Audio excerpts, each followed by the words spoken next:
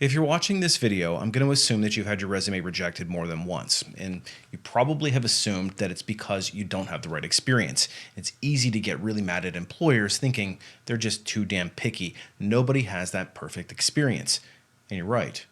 Nobody does. But what if I was to tell you that that's likely not the reason you're getting rejected? And in this video, I'm going to break down exactly why. Hey everybody, and welcome back to my channel. If you're new here, my name is Brian. I'm the founder of A Life After Layoff, a career strategist, and a corporate recruiter. And I've made it my mission to demystify how job search and careers work at major corporations. So if this kind of content interests you, maybe you're in an active job search, then make sure you hit the subscribe button. I also encourage you to check out the other videos on my resume and interview playlists. It could give you a little bit of an edge.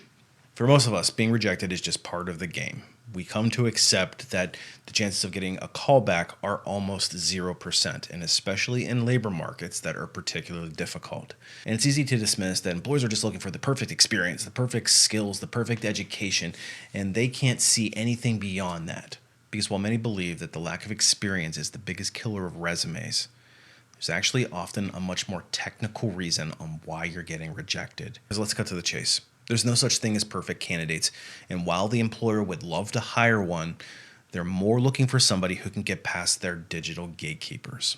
So we're about to expose the real silent killers on your resume that have everything to do with how AI systems interpret and process your application and bypass the human interaction.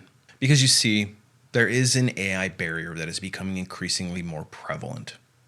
In fact, your resume is rarely even being seen by human beings at first. Instead, it's being filtered by an increasingly sophisticated AI screening mechanism that's built into a lot of applicant tracking systems. And basically how it works is this. When you apply for a job, the applicant tracking system is taking your information and parsing your resume to look for specific things. In most cases, the keywords are king. The systems are trained to look for very specific phrases or terminology that are in the job posting. And if you're using generic terminology, you're not catering your resume to mention those very specific things, then you're likely going to be bounced out of the system. And how most modern applicant tracking systems work is, once they receive your application, almost instantaneously, the AI has scanned you and determined how close of a fit you are to the job posting, and it will assign you a ranking. Now, it's important to note that the AI itself is not rejecting you, but rather it is assigning you a ranking. Stronger candidates are ranked higher, and they may be color-coded green or considered to be a strong fit, whereas candidates who aren't so strong, they're probably ranked red or a lower priority. And when the recruiter logs into the system after the AI has ranked everybody, guess which candidates that recruiter is going to click on first? That's right, the candidates who are ranked green or top fit. So in theory, when 1,000 candidates are in an applicant pool, the AI system might rank the top 10%, and that's where the recruiter is starting. All other candidates are likely to be receiving a rejection status, or they may be placed into limbo. Now there's another hurdle to climb. The recruiter is only giving you likely 5 to 7 second glance even after the AI has ranked you, but they're looking more deeply into, do you actually have the skills that they're looking for? So yes, experience does matter, but it's not number one. But there's also context here. These AI systems are getting increasingly sophisticated in being able to see whether or not you've actually had a measurable result. So in other words, if you're inserting keywords from the job posting just to insert them, these systems are getting much more sophisticated at recognizing that and eliminating you as a candidate. They want to see more context specific. What was the outcome that you achieved? And I know that a lot of people don't want to hear this, but tailoring and customizing your resume for the specific role that you're applying to is still crucially important. And in fact, it may be more important than ever, especially when you're dealing with a ton more competition. And listen, nothing screams, I've applied to 50 or 60 other positions this morning, than a resume that shows generic buzzwords with no depth and no targeted focus on the job that you're applying to. And then of course there's the fit factor, and this one is a little bit harder to quantify. You see, your resume should subtly communicate your understanding of the company's needs and their values, not just your skills or your experience. And there is nuance here. And here's the thing. AI embedded in these applicant tracking systems are now being trained in context-aware analysis. So they're looking for this stuff too, and they can recognize certain patterns that even human recruiters can't. Well, you want to show that you understand the concept, not just telling them that you understand the concept. So break down your understanding of exactly what the process is and how you arrived at the solution. Okay, so what do we do in this situation? Because I know that there's people out there rolling their eyes saying, oh, great, here's another hoop that we have to jump through.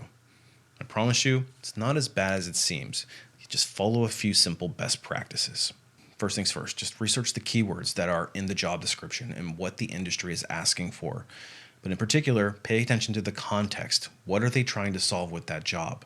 And make sure that your resume clearly shows that fit, but show it in the context of you understand the problem, you've implemented a very detailed solution, and then you have an outcome.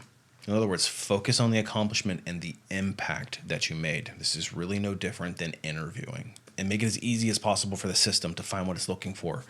Get rid of any weird templates that you might be tempted to use off the internet. Things that have a lot of bright colors, graphics, multiple columns, charts, etc. That stuff is actually hurting your chances at getting seen before a recruiter even looks at you. The key word here is hyper-personalization. Make sure that you're putting in your footprint and you understand what it is that they're trying to solve, and your resume clearly shows that you're the best possible fit for that.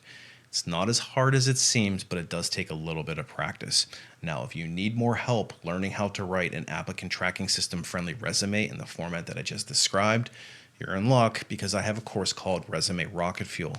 Resume Rocket Fuel breaks down this process in great detail, taking you step by step on how to write a resume from a recruiter and an applicant tracking systems perspective. Not only that, I help you solve a lot of common issues that you might experience in your career and trying to translate to your resume, like job hopping or maybe career shifts or some job gaps that might be hurting you. I also provide you the exact template I use for my own resume, and I write it right in front of you so you can follow along and build yours as we go.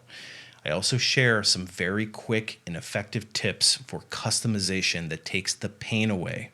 If you're struggling with customizing, this is the tool for you. Anyway, I know the job search can seem like a mountain to climb, but the good news is most of your competition is not doing the things that I've described in this video. So you can use that to your advantage and be one step ahead of them. So try to put a little bit more effort in than your competition. Maybe be an early applicant, sprinkle in a little targeted networking at the end, and I think you'll be just fine. Hope you found this video to be helpful. Appreciate you watching. We'll see you in the next one.